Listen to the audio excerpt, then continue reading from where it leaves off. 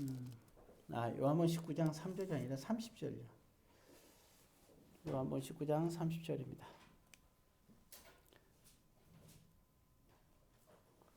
예, 다 찾았으면 요한복음 19장 30절 다 찾았죠? 한 목소리로 같이 했습니다. 예수께서 신 포도주를 받으신 후에 이르시되 다 이루었다 하시고 머리를 숙이니 영혼이 떠나가시니라. 아멘. 기도하겠습니다. 사랑의 아버지 하나님, 오늘 이 시간에 주님의 귀한 말씀의 은혜가 임하게 하옵소서. 예수님의 이름으로 기도드립니다. 아멘. 예, 이제 부활주일 날 새벽 예배 또 이렇게 우리가 이제 있고, 우리 또 오전 11시에 있고, 또 오후 3시에는 우리가 찬양 예배로 또 이렇게 찬양제로 이렇게 드리니까, 예, 여러분들 또 이렇게 마음에 또 이렇게 은혜로운 시간, 그리고 그 다음 주는 또 우리가 성찬식이 있으니까, 이제 뭐 여러분들이 참고로 또 이렇게 알아주시면 좋겠습니다. 자, 오늘 본문 말씀, 오늘은 여러분들 뭐 건강 보니까 다들 뭐 이렇게 많이 좀 힘들 때죠. 또 제가 좀 이렇게 또 예배를 보면은 일찍 끝낸다 그러면 더 늦게까지 한다고 그러는데, 오늘은 좀 절제를 많이 하려고 하고 있어요. 자, 우리가 그 고난 주간으로 사실은 특별 새벽 기도회가 오늘 마쳤고, 그리고 또 릴레이 우리 금식 기도도 오늘 새벽이 아니죠. 오후 3시까지 모든 일정을 마쳐서 하나님께 참 영광 돌리는 그런 은혜가 있다. 예, 사실 많이 힘들었죠. 예, 그 보면 그 시간에 만약에 안 먹는다 하더라도 금식해서 안 먹는 거하고 그냥 안 먹는 거 다르죠. 그냥 안 먹을 때는 뭐 별거 아닌데 금식해서 안 먹는다 그러면 이게 참 이상하게 힘들잖아요. 예, 그래서 이게 참 그런 것 같아요. 자, 오늘 보니까 예수께서 신포도주를 이제 주니까 받으셨다고 나와 있죠. 여러분들이 그 기억나나 모르겠어요. 그 성찬식을 6월절 만찬에 하시면서 다 끝나면서 예수께서 하신 말씀 있잖아요, 그죠? 이제 내가 그걸 다 이루길 때까지는 포도주를 입에 대지 않겠다는 분명 말씀하셨잖아요. 예, 근데 마지막 순간에 포도주를 받으시죠. 예, 그 후에 다 이루었다고 하고 운명하시거든요. 예, 모든 걸 이룬 거죠. 예, 다 이루었다. 정말 다 이뤘어요. 그래서 포도주를 받으신 장면. 예, 그리고 영원히 떠나가시는 장면이 나오죠. 자, 이와 같이 예수님은 이렇게 마지막 순간에 운명하셨습니다. 자, 오늘 여기서 우리가 이제 그 예수님이 이 세상에 이제 오셔서 3년 반의 사역을 통해서 이렇게 사역을 하시고 십자가에서 운명하셨던 장면이 영원히 떠나간 그 순간입니다. 계속 우리 도대체 그러면 이게 무엇을 이루었다는 건가? 다 이루었다 그러잖아요. 무엇을 이뤘을까? 이미 그거는 우리에게 얘기하는 부분이 있잖아요. 우리가 잘 안 들어. 마태복음에 보게 되면 그 이름을 뭐라 하라 하는데 거기에 다 들어있어요. 이제 한번 우리가 한번 마태복음을 한번 볼까요? 마태복음.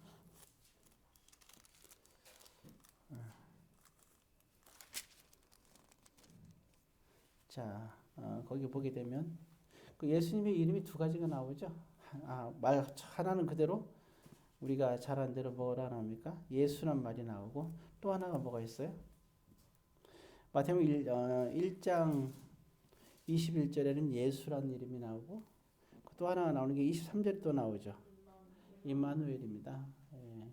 그 이사야 7장에 나오는 말씀인데, 뭐 그 설명까지는 오늘은 얘기는 안 할 거고, 이 두 가지의 의미를, 이걸 이뤘다는 거예요. 예수님이 이 두 가지를 위해서 오셨는데 이 두 가지를 이뤘다는 겁니다. 예. 마태복음 처음 시작할 때부터 이 두 가지에서 왔다 그랬어요. 그 먼저 일단 예수란 이름을 보게 되면 뭐와 관계되냐? 예수를 하라. 그때 뭐냐면 이제 제일 중요한 게 21절이니까 뭐에서 구원한다 그랬어요? 성경 본문을 보십시오. 마태복음 1장 21절에 뭐로부터 구원한다 그랬어요? 아무도 대답을 못하고 있네요. 예, 죄에서 구원받는다 했죠. 죄. 예, 사람들이 볼 때는 이 죄가 별거 아닌 것 같지만 하나님 보실 때는 제일 중요한 거죠. 예, 그래서 이 죄라는 부분, 죄에서 구원할 자시다. 예, 하나님과 우리 사이가 원수가 된 건 죄 때문이잖아요. 예, 그래서 문제는 참 이런 죄 문제인데 이거로부터 우리가 구원하기 위해서 오셨다. 이걸 이루신 거죠. 죄 문제를 구원하시기 위해서, 죄 문제를 해결하기 위해서. 예, 그래서 단번에 이 죄를 해결한 사건, 우리가 잘 아는 사건입니다. 그 예수란 말에. 그래서 그렇게 해서 죄 문제를 해결하기 위해서 뭐냐? 자기 백성을 구원한다는 거죠. 예, 자기 백성을 구원하는 그런 사건. 예, 참 하나님의 자녀가 되는. 그다음에 또 한 가지가 있죠. 임마누엘입니다. 자, 임마누엘이라는 부분을 보면 23절에 보면 나와 있죠. 예, 그 임마누엘의 뜻. 자, 그건 임마누엘의 뜻은 그 23절 맨 끝에 보면 뭐라 했어요? 하나님이 우리와 함께 계시다. 그렇죠? 하나님이 우리와 함께 하신다. 이 사건이거든요. 하나님이 우리와 함께 계신다. 하나님이 우리와 함께 하는 사건이죠. 이게 되게 중요합니다. 그래서 너희는 하나님의 성전이다. 이런 말 하잖아요. 하나님이 함께 하시는 일. 이걸 이룬다는 거죠. 그래서 예수님은 내가 너희를 떠나는 것이 제자들에게 더 낫다고 한 거죠. 왜? 너희들이 뭐가 있나? 임마누엘이 임함. 즉 다시 말해서 하나님이 너희와 함께하기 때문이라는 거죠. 예, 그래서 예수를 믿는 자들에게 하나님의 백성 된 자들에게 임하는 사건, 하나님이 임하는 하나님이 함께하는 사건이죠. 그게 임마누엘이에요. 예, 그게 바로 이거를 이뤘다는 겁니다. 주님의 십자가에서 이루신 사건. 주님의 십자가가 우리에게 선물을 준 것이죠. 예, 그래서 두 가지 그래서 우리가 선물의 은혜라 그랬죠. 두 가지입니다. 하나는 죄에서 해결한 거. 예, 요게 반이에요. 나머지 반은 하나님이 우리와 함께하는 사건입니다. 그래서 우리는 늘 그래요. 믿는 자들은 세상 사람들은 외로우면 그냥 외롭지만 하나님 믿는 자들은 하나님이 함께 계시거든요. 예, 정말 하나님께서 함께 계세요. 예, 무엇을 통해서든지 사람을 통해서든지 하나님도 함께 계시지만 사람을 통해서 함께 있든지 아니면 또 때로는 하늘의 별을 통해서 함께 있든지 아니면 또 모르죠. 무엇을 통해서 함께 할지 참 모르겠어요. 그래서 보게 되면 어떤 사람은 그런 힘들고 외로운 가운데 있을 때 보면 어떤 자연을 보고 거기서 임마누엘 하나님을 감동받아서 거기서 어떤 영감을 얻고 시를 쓰기도 하고 글을 쓰기도 하고 참 그런 일이 많이 있잖아요. 그래서 보게 되면 인간 세상을 그리는 것도 있지만 자연과 함께 이렇게 그린 것들이 상당히 많이 있죠. 그래서 그런 참 임마누엘을 하시는 그 하나님은 참 놀라운 겁니다.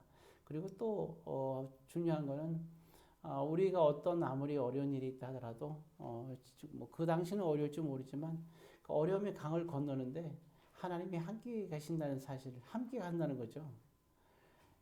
우리가 간절히 원하는 것들을 왜 모르겠어요.